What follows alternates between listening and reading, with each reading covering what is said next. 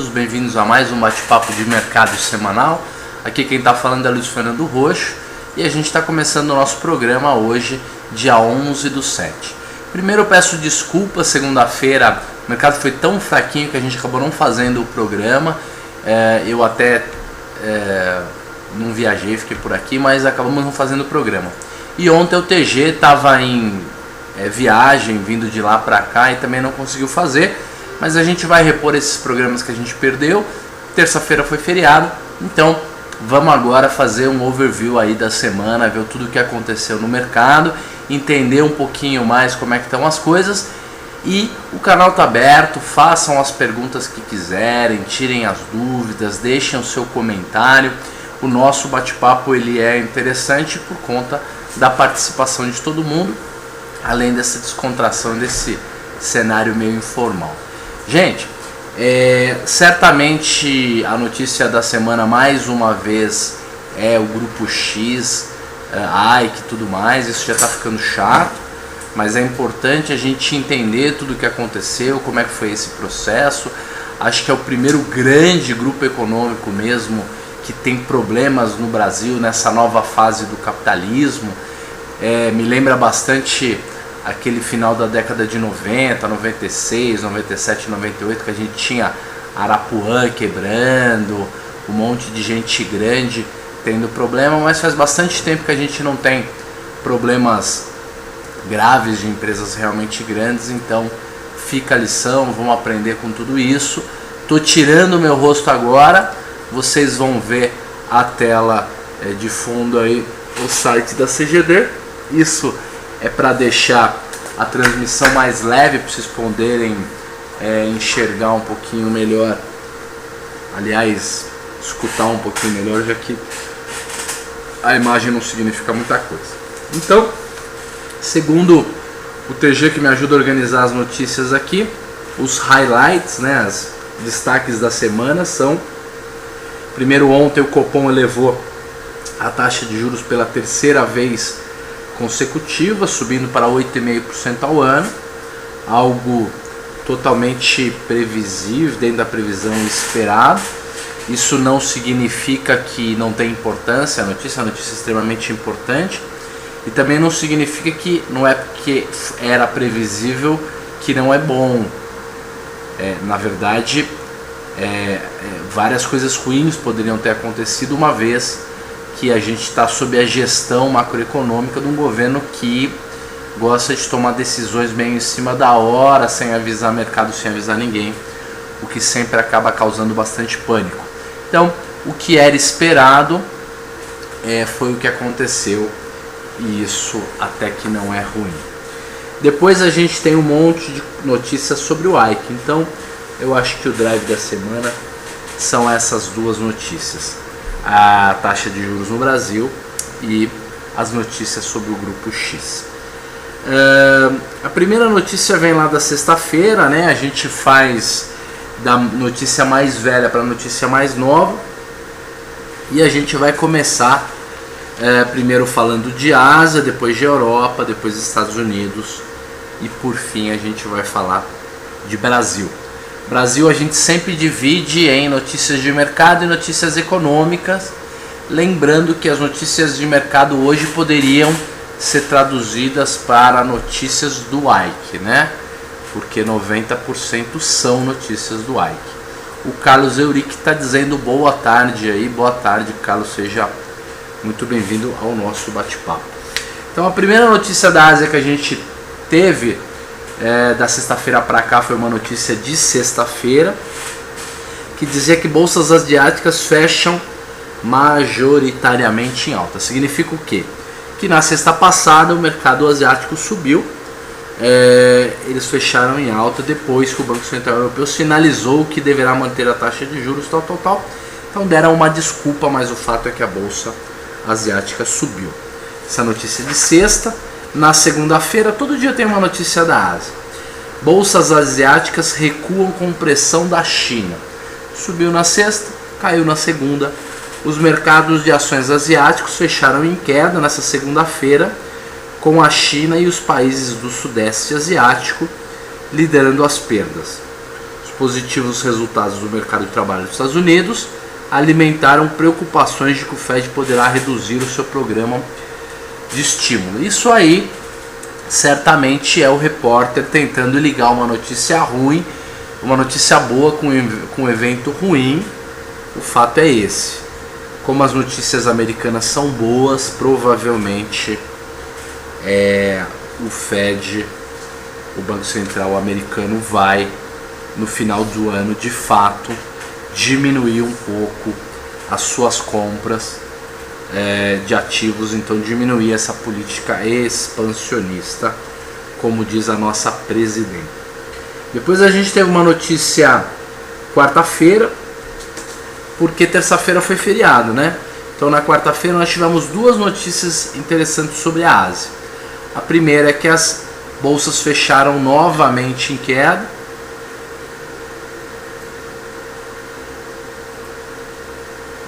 Contudo, Xangai e Hong Kong conseguiram afastar o impacto dos fracos resultados dos dados. Então, Hong Kong e Xangai não caíram tanto. Na verdade, quarta-feira foi um dia meio neutro. Depois a gente teve a última notícia de quarta-feira sobre a Ásia, que é: China pode manter reformas de longo prazo, diz Premier. A China vai continuar a reestruturar a economia se o crescimento, o emprego e os preços ficarem estáveis, disse o primeiro-ministro do país, Li Keqiang. Enquanto a taxa de crescimento econômico, emprego e outros indicadores não caírem abaixo do nosso limite inferior e a inflação não ultrapassar o nosso limite superior, nós vamos concentrar nas reestruturações e no avanço das reformas. Na verdade, existe toda uma pauta de reforma aí para a China que ela é parecida com a transição entre o governo Fernando Henrique e o governo Lula, que é passar de um país exportador com moeda fraca para um país mais consumidor com uma moeda um pouco mais forte. Então aquela mágica que nós fizemos aí entre 2000, 2001 e até agora, 2011, 2012, pode ser feito na China, provavelmente vai funcionar, que é dar incentivo para a população gastar mais. Só que aí eles vão ganhar melhor também, o emprego vai aumentar, pode gerar uma inflação e mais do que isso, os produtos chineses de exportação de valor agregado mais baixo vão perder competitividade. A China pode e pretende se tornar um país menos focado totalmente em exportação para um país com foco também em consumo. Depois a gente tem uma notícia de quinta-feira, que é hoje. Bolsas asiáticas sobem após comentário de Bernanke. Então no final a gente ficou meio a meio, né? A gente teve alta na sexta, queda na segunda, queda na quarta, alta na quinta. Terça-feira não foi significativo também. O mercado na verdade andou de lado essa semana na Ásia. O comentário do Bernanke foi que os mercados de ações asiáticos, vamos ver aqui, falando em uma conferência no Bureau de Notícias Econômicas, ele disse que a política monetária altamente acomodatícia para o futuro próximo é algo necessário para a economia dos Estados Unidos. Significa o seguinte, eu já tinha lido isso aqui, inclusive alguns comentários. Na verdade, como o mercado todo se assustou com o recado do Bernanke de que ele pretende parar de comprar ativos em algum momento até o final do ano, então na verdade ele mudou um pouco o tom do discurso e do recado, dizendo que antes de uma política contracionista, a gente vai passar por um período de estabilização. Então dá uma diminuída nas compras aos poucos para estabilizar. É uma coisa assim, calma gente, que não é tão grave. Depois a última notícia é uma notícia de hoje mesmo, fala sobre o Japão e diz que a economia do Japão está começando a se recuperar, segundo o próprio Banco Central do Japão. É notícia interna, então não tem tanta significância, mas vamos lá. O presidente do Banco Central do Japão disse nessa quinta-feira que a economia do país está claramente começando a se recuperar e que o atual programa de flexibilização monetária do Banco Central é suficiente para alcançar a meta de inflação de 2% ao ano. Que inveja, né? Alguns países querendo baixar a inflação e o Japão querendo subir a inflação. A economia de fato é algo complexo, vivo, que a gente tem que ir aprendendo aos poucos. Depois a gente tem as notícias da Ásia, da Europa, são cada vez menores, aparecem cada vez menos no noticiário, até porque de uma semana para cá o foco foi Brasil mesmo, né? Principalmente AIC e tudo mais. Mas na segunda saiu uma notícia sobre a Europa. A notícia dizia que confiança da zona do euro enfraquece por crise em Portugal. Mas vocês vão ver que é uma confiança, assim, a mudança muito pouco significativa, mais para gerar notícia mesmo. Diz o seguinte: a confiança da zona do euro enfraqueceu inesperadamente em julho após 2 meses de ganho, à medida que a crise governamental de Portugal apresenta uma ameaça ao seu programa de resgate e investidores lutam para identificar os motores do crescimento à frente. Um grupo de pesquisa informou que o seu índice que acompanha a confiança no bloco é um índice que tem a metodologia que usa 17 países, os 17 países, caiu de menos 11,6 para menos 12,6, e na verdade a escala é uma escala grande, então um ponto não é significativo, um ponto significa 1,5%, alguma coisa assim. Depois a gente tem na segunda-feira mais uma notícia, que é uma notícia vindo da Grécia. Grécia e credores tentarão acordo até esta segunda-feira. Então ainda tem uma pequena dor de barriga lá na Grécia. A Grécia e seus credores internacionais tentarão alcançar um acordo de último minuto sobre os termos da próxima tranche de empréstimos ao país nesta segunda-feira, depois de não conseguirem chegar a um consenso durante o final de semana. Gente, na verdade isso aqui é o detalhe do acordo. O acordo já existe, provavelmente a Europa não vai deixar que nada de mais ruim aconteça à Grécia, até porque eles sabem o risco sistêmico, né? Agora que a Europa está melhorando, essa questão da Grécia é coisa de 1 bilhão de euros para cá ou para lá, talvez um pouco mais, se eu não me engano, não é nada muito significativo.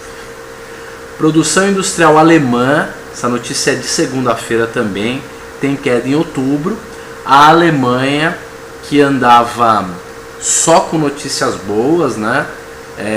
De todos os sentidos, desde emprego até inflação, até crescimento econômico, e a produção industrial era algo que vinha puxando a economia alemã nos últimos meses.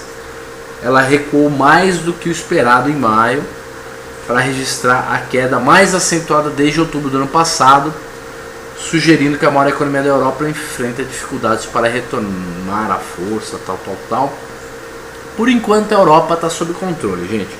Vamos acompanhar, a gente vem acompanhando a Alemanha há bastante tempo, as notícias vinham boas. Vamos deixar aí a Alemanha no radar, mas acho que não é nada muito grave. Depois a gente tem uma notícia de quarta-feira.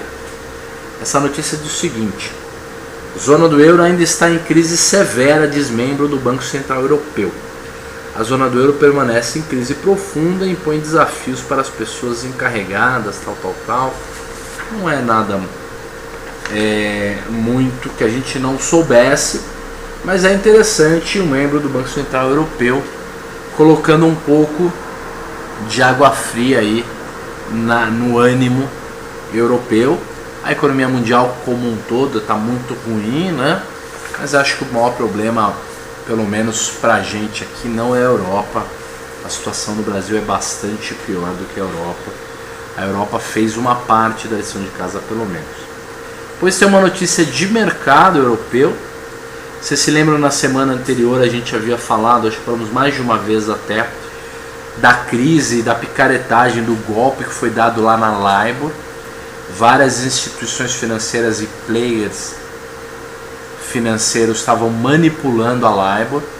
A Libor é uma taxa muito antiga, é a taxa CDI lá, é praticamente o CDI europeu. Ela é a média dos CDBs praticados em Londres. Como era uma metodologia, um cálculo muito antigo, estava havendo manipulação nesses números. E aí eles entregaram isso na mão de uma empresa gigante de clear e de negociação, que é a NYSE Euronext. É a NYSE, né? A Bolsa de Nova York junto com a Euronext, que é a Bolsa Europeia. E a notícia diz, a operadora NYSE Euronext da Bolsa de Nova York irá assumir a administração da taxa de juros Libor, que foi o centro das atenções de um escândalo de manipulação mundial. Tá certo? Então isso provavelmente vai ser resolvido.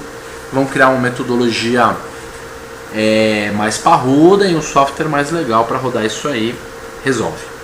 Depois a gente tem uma notícia também de quarta-feira da Europa, dizendo que a Europa propõe a agência para salvar ou fechar bancos.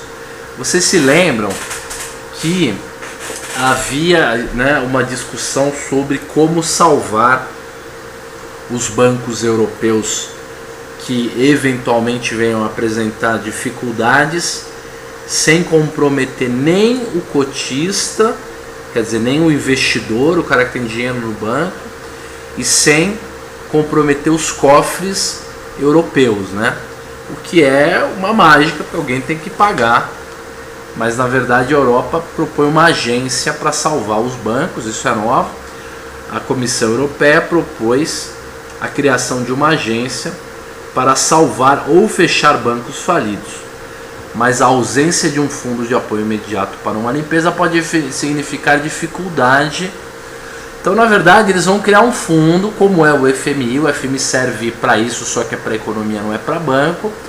É uma espécie de fundo garantidor de crédito que a gente tem aqui no Brasil. Olha como o Brasil é evoluído e pelo menos em regras de mercado ele é. Só que, como é que a gente faz para salvar o banco que já está em dificuldade, já tem um buraco lá e já tem que pôr dinheiro agora se o fundo não existe?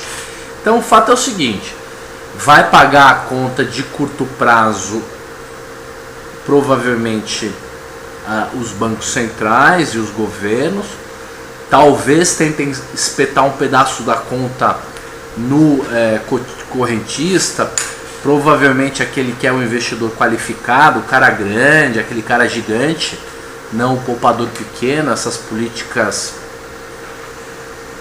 paternalistas barra populistas de salvar o pequeno em detrimento do grande está ocorrendo em muitos lugares do mundo. Eu não sou contra, eu sou relativamente a favor. Então, o modelo para salvar os bancos europeus, isso é importante, vai ficar da seguinte maneira: uma agência que administra um fundo que, quando tiver verbo suficiente, vai pagar a liquidação ou o salvamento do eventual banco, mas enquanto não há o dinheiro, essa conta vai ser, ou vai tentar ser dividida entre todos os agentes aí, o investidor mais o governo, que na verdade o governo é a população, né? Depois a gente tem mais notícias da Europa, nenhuma mais, gente. Então a Europa acabou, a última notícia de ontem, tivemos 2 notícias na quarta, nenhuma notícia de Europa essa semana. TG, vamos lembrar, por favor, a gente podia fazer um quadro com o resultado semanal das bolsas, né? Podia colocar assim, Ásia subiu tanto, caiu tanto, Europa também. Dá um ok aí, anota por favor, que a nossa vida tá corrida demais. Vamos continuar aqui, ó. falamos já de Ásia e de Europa. Vamos falar agora dos Estados Unidos. Gente, praticamente não há notícia nos jornais brasileiros sobre Estados Unidos. É uma notícia de sexta-feira: emprego estável manterá Fed focado em reduzir estímulo. Então é aquela justificativa para a queda da bolsa asiática na sexta, que é uma melhora do emprego dos Estados Unidos, o que reforça para o Fed que ele pode, que ele tem condições de reduzir os estímulos. Então essa é a notícia. O Departamento de Trabalho vai divulgar o relatório, divulgou o relatório na sexta-feira às 9h30, e a notícia foi boa. Depois a gente tem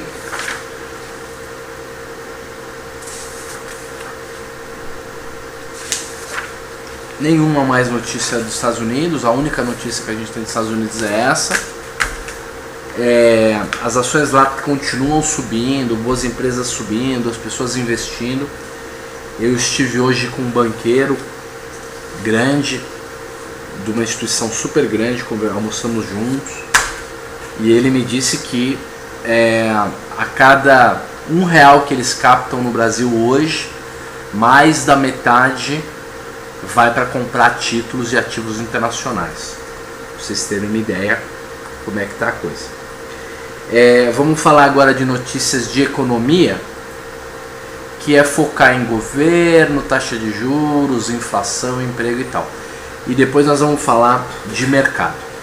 Então, na sexta-feira a gente teve uma notícia econômica, que era a inflação fica em 0,26 em junho e vai a 6,70 em 12 meses. Isso é o IPCA. IPCA realmente é o oficial, é esse aí que o governo usa para fazer a sua meta e tudo mais. Então nós já estamos acima da meta em 6,70, e considerando os últimos 12 meses o índice ficou acima dos 6,50, referentes aos 12 meses imediatamente anteriores, acima do teto da meta de 6,50. Então rompemos a meta, o governo achou que isso ia acontecer e aconteceu. Depois uma notícia de sexta-feira também: dólar fecha em queda de 0,5%. Então na sexta o dólar caiu para 2,25, caiu 0,5%. E aí a gente teve muita variação de dólar essa semana. Vamos lá. Na própria sexta-feira tem uma notícia dizendo que Manteiga, uma notícia do Manteiga dizendo que o governo vai anunciar cortes abaixo de 15 bilhões. Então isso é uma resposta ao movimento das ruas, né? Imagina um governo que gasta hoje praticamente R$1 trilhão, que é quase 30 e tanto, quase 40% do PIB, mais de R$1 trilhão. Isso é o que o governo gasta na sua totalidade, e eles estão dizendo que vão tentar diminuir os gastos em 15 bilhões. É muito pouco significativo. E o fato é que eles nem podem fazer muito mais do que isso, porque tem orçamento, tem que mexer com o Congresso, tem muita coisa que não dá para baixar. Então esse ganho de eficiência, que é o motivo pelo qual de fato as pessoas saíram para a rua, que é gerir melhor a coisa pública, né? Gerir de maneira mais eficiente e menos corrupta, é algo bastante difícil. A boa notícia é que esse banqueiro que eu conversei hoje me disse que existem chances significativas do PT não ganhar a eleição. E eu conversei também com um cientista político na sexta-feira passada, e isso é consenso. Antes era dado que a Dilma conseguia se reeleger, e agora é provável, as chances são mais de 50% dela não se reeleger, e aí tem que ver quem entra no lugar, né? E como é que é isso. Saiu uma notícia econômica segunda-feira, mais uma do Boletim Focus, diminui a projeção, parece uma repetição, né?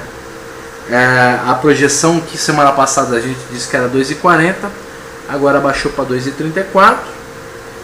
E aí mais uma notícia do mesmo dia: Dilma vai mexer na equipe econômica, segundo a Veja. Isso saiu na Veja agora de domingo. a presidente Dilma decidiu que vai mexer na equipe econômica, segundo mostra a coluna do Lauro Jardim. De acordo com a notícia, o que falta é definir o principal nome da equipe, mas Henrique Meirelles e Aloysio Mercadante já estão descartados. Vamos ver o que acontece, né? Temos notícias econômicas de quarta-feira. Banco Central decide a taxa de juros. Decidiu, né? Aumentou para 0,5%, aumentou em 0,5% para 8,50% no final de quarta-feira.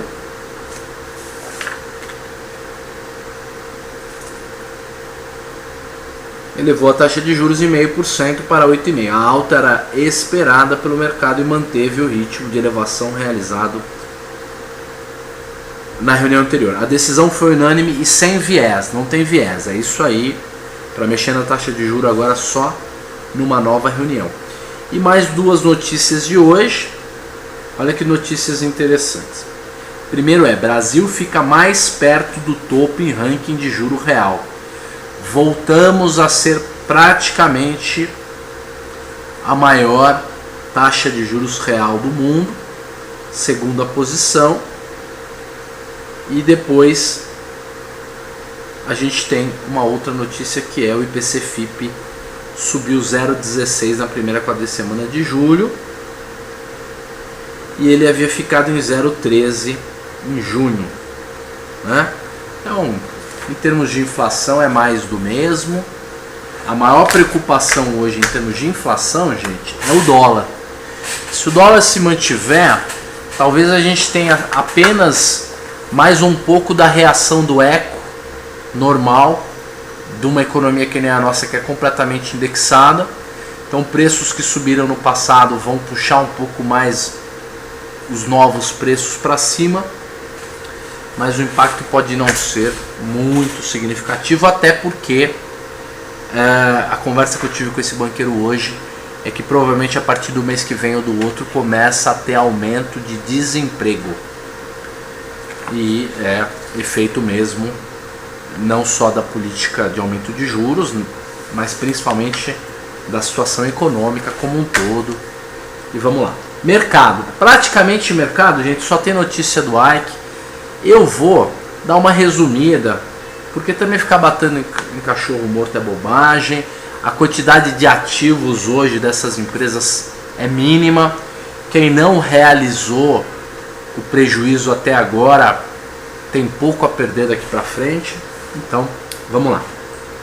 Primeira notícia que veio na sexta-feira: MMX suspende produção de minério de ferro em Cuiabá.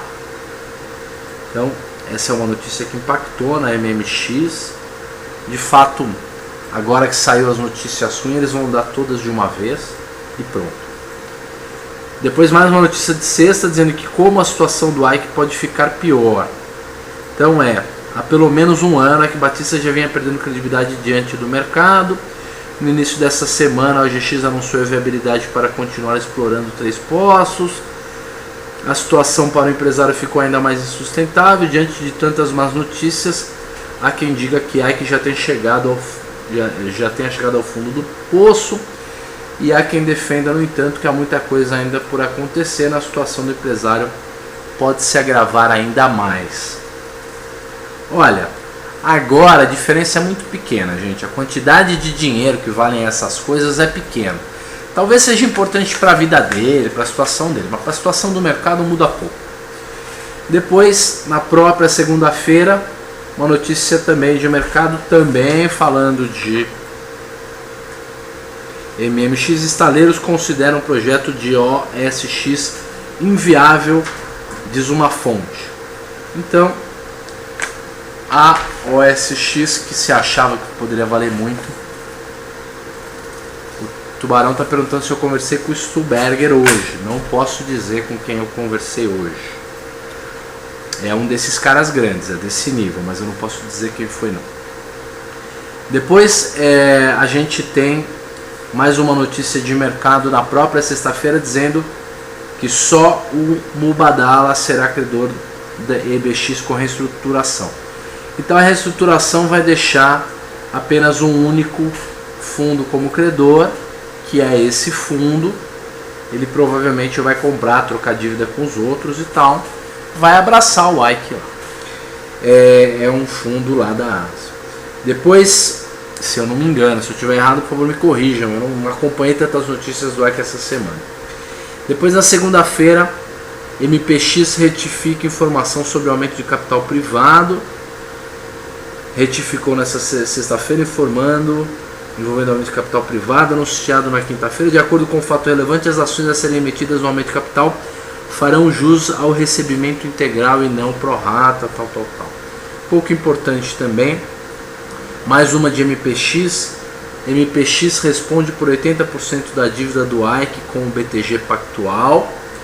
BTG Pactual é engraçado, né? Não sei se está aqui essas notícias, mas está dizendo assim: Grupo BTG Pactual terá lucro com negociação com o Grupo X. Se o Esteves conseguir ganhar dinheiro com todo esse imbróglio do Grupo X, realmente ele é um cara bem ferrado mesmo, do jeito que a gente acredita. Vamos continuar. A gente tem na segunda-feira mais notícias do Ike. Bolha da OGX foi inflada por 55 anúncios de descoberta. Um levantamento de todas as divulgações feitas pela petroleira Jack Batista desde a sua criação em 2007 revela que foram 105 comunicados oficiais. Metade deles apontava indícios de petróleo em suas áreas. Grande parte das descobertas referiam-se ao mesmo poço perfurado, apenas em estágios diferentes. A notícia ia sendo reforçada. O que eu li essa semana é que, enquanto ele chegava para os geólogos lá e perguntava assim: tem petróleo ou não tem? O cara falava: olha, é possível que tenha de tanto a tanto. E o Ike saía anunciando para o mercado sem ressalva, sem nada. Foi o que aconteceu. Perda com bancos no Grupo X ocorrerá no segundo semestre. Possíveis perdas dos bancos privados de capital aberto no Brasil com as empresas X poderiam ocorrer, num pior cenário, no segundo semestre desse ano e se estender por 1 ou 2 semestres, conforme o relatório do SB. Eu acho que é bem importante a gente ver o balanço trimestral do terceiro trimestre, principalmente do BTG. Entre os bancos sobre a nossa cobertura, o Bradesco é o mais exposto para as empresas X e com maior potencial de pressão nos lucros. Mesmo assim, o Bradesco é tão grande que eu não sei se isso impactaria muito. Depois, na quarta-feira, a gente teve uma notícia que CVM apura mais de 15 casos envolvendo a empresa de Ike. As empresas EBX do empresário tal estão sendo escrutinadas, tal. Todo mundo parou para avaliar, né, o Ike. Depois tem uma notícia de quarta-feira que não é do Grupo X, o que é ótimo, que é: Comgás desiste de emitir até 400 milhões de debêntures. Comgás desistiu do pedido de registro da terceira oferta pública. Olha, é normal, né? Com essa crise toda, todo mundo que tinha interesse em fazer emissão, todo mundo que tinha interesse em ir a mercado, está agora se mudando seus planos, né?